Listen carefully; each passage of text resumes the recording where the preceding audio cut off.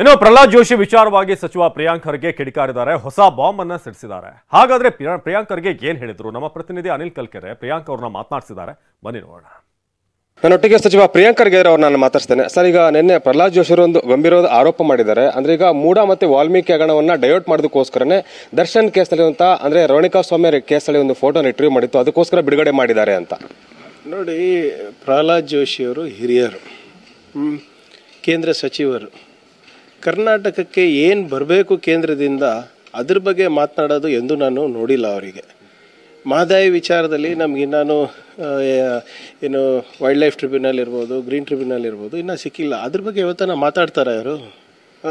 ಆಮೇಲೆ issue divert ಮಾಡಬೇಕು ಅಂದಿದ್ರೆ ಅವ್ರದ್ದೇ ನಾಯಕರ ಸಿಡಿ ಇತ್ತಲ್ಲ, ಇಂಜಂಕ್ಷನ್ ಹೋಗಿ ತೊಗೊಂಡು ಬಂದ್ರಲ್ಲ, ಅದು ಯಾರು ಮಾಡಿಸಿದ್ದು? ಹೇಗೆ ಬಂತದು? ಜನ ಏನು ಹೇಳ್ತಾ ಇದ್ದಾರೆ, ಪ್ರಹ್ಲಾದ್ ಜೋಶಿಯವರೇ ಮಾಡಿಸಿರೋದು ಅಂತ. ನಿಜಾನ ಅದು? ಇಂಥ ಬಾಲಿಶ ಹೇಳಿಕೆಗಳನ್ನು ಕೊಡೋದು ಬಿಟ್ಟು ಕರ್ನಾಟಕಕ್ಕೆ, ಕನ್ನಡಿಗರಿಗೆ ಏನು ಮಾಡಬೇಕು ಅದನ್ನು ಗಮನ ಕೊಡಿ. ಈಗ 10 ವರ್ಷ ಆಯಿತು ಮೋದಿ ಸರ್ಕಾರ ಬಂದು, ಏನು ಸಿಕ್ಕಿದೆ? ಇವರು 10 ವರ್ಷ ಆದರು ಮಂತ್ರಿಗಳಾಗಿ, ಇಂಥ 10 ಕೆಲಸ ಮಾಡಿದ್ದೀವಿ ಕರ್ನಾಟಕಕ್ಕೆ ಅಂತ ಯಾವತ್ತನ ಹೇಳೋದು ಕೇಳಿದ್ದೀರ ಅವರು? ಸುಮ್ಮನೆ ಇಲ್ಲದ ಸಲ್ಲದ ಆರೋಪ ಮಾಡೋದು ಅವರಿಗೆ ಹವ್ಯಾಸ ಆಗಿಬಿಟ್ಟಿದೆ. ಆದರೆ ಈಗ ಬೆಂಗಳೂರಿನ ದರ್ಶನ್ ಫೋಟೋ ರಿಲೀಸ್ ಮಾಡೋದಕ್ಕೂ ಕೂಡ ಅದು ಅಕ್ಷಮ್ಯ ಅಪರಾಧ, ಯಾವುದೂ ಕೂಡ ಮಾಡಬಾರ್ದು. ಆದರೂ ಕೂಡ ಈ ರೀತಿ ಆಗಿದೆ. ಇಶ್ಯೂನ ಡೈವರ್ಟ್ ಮಾಡೋದಕ್ಕೆ ಅಂತ ಈ ದರ್ಶನ್ ಫೋಟೋ ರಿಲೀಸ್ ಕೂಡ ಅದು ಹೇಳಿದ್ದಾರೆ. ಸರ್, ನೋಡಿ, ಯಾವ ಆಧಾರದ ಮೇಲೆ ಇವ್ರು ಹೇಳ್ತಾ ಇದ್ದಾರೆ ಈ ಇಶ್ಯೂ ಡೈವರ್ಟ್ ಮಾಡೋಕ್ಕೆ ಅಂತ? ದಿನನಿತ್ಯ ನಿಮ್ಮ ಮಾಧ್ಯಮದಲ್ಲಿ ಬರ್ತಾ ಇದೆ. ಇನ್ನು ಸಾಕಷ್ಟು ಹಗರಣಗಳಿದೆ. ಈಗ ಎಕ್ಸಾಂಪಲ್, ನಿಮ್ಮ ಮೇಲ್ಮನೆ ಏನು ವಿರೋಧ ಪಕ್ಷದ ನಾಯಕರದು ಒಂದು ಹಗರಣ ಇತ್ತು, ಅದ್ರ ಬಗ್ಗೆ ಮಾತಾಡಿದ್ರ? ಮಾಧ್ಯಮದವರು ಅದ್ರ ಬಗ್ಗೆ ನಮಗೆ ಎಷ್ಟು ಪ್ರಚಾರ ಕೊಟ್ಟರಿ? ಅವಾಗ ಯಾರು ಅದ್ರ ಬಗ್ಗೆ ಮಾತಾಡ್ತಾನೆ ಇಲ್ಲ. ಔಟ್ರೈಟಾಗಿ ಒಬ್ಬ ವಿರೋಧ ಪಕ್ಷದ ನಾಯಕರು ಅವ್ರ ಅಧಿಕಾರವನ್ನು ದುರುಪಯೋಗ ಮಾಡ್ಕೊಂಡು ಸ್ಕೂಲ್ ಕಟ್ಟಿಸ್ತೀನಿ ಅಂದ್ಬಿಟ್ಟು ಇವತ್ತು ಬಿರಿಯಾನಿ ಜಾಯಿಂಟ್ ನಡೆಸ್ತಾ ಇದ್ದಾರಲ್ಲ, ಬಿರಿಯಾನಿ ಅಂಗಡಿಗಳು ನಡೆಸ್ತಾ ಇದ್ದಾರಲ್ಲ, ಅದ್ರ ಬಗ್ಗೆ ಮಾತಾಡ್ತಾರ ಜೋಶಿಯವರು?